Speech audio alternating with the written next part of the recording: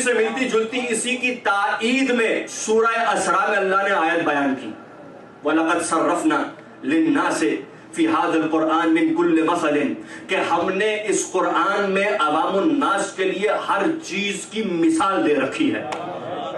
ذرا بیدار ہو کے سنیں گے، میں نتیجہ دینے ہوں۔ آیت کو آیت سے جوڑیں، کہ جسے علامہ طباطبائی نے تفسیر بالقرآن کہا تھا، تفسیر قرآن بالقرآن، یعنی آیت کو آیت سے جوڑ کے نتیجہ لو، اس کی کیا ہی بات ہے۔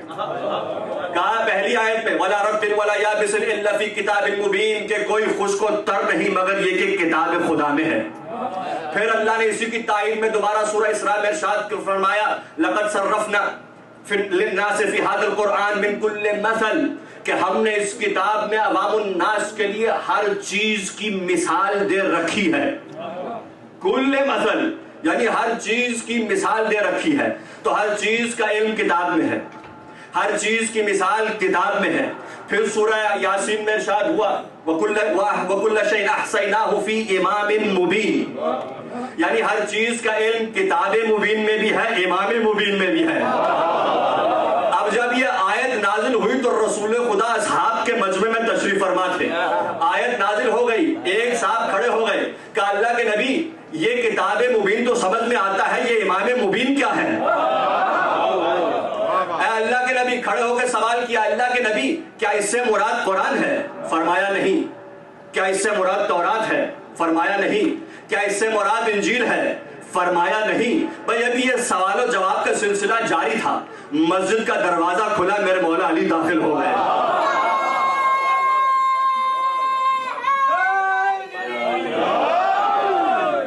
توجہ کیا آپ نے؟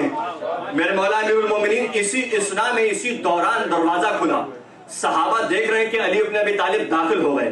اب میرے نبی نے کہا اب دوبارہ سوال کرو، کھڑا کر دیا، دوبارہ سوال کرو، کیونکہ میرے نبی کو انتظار تھا، بتانے سے کام نہیں چلے گا، دکھانا بھی ہے۔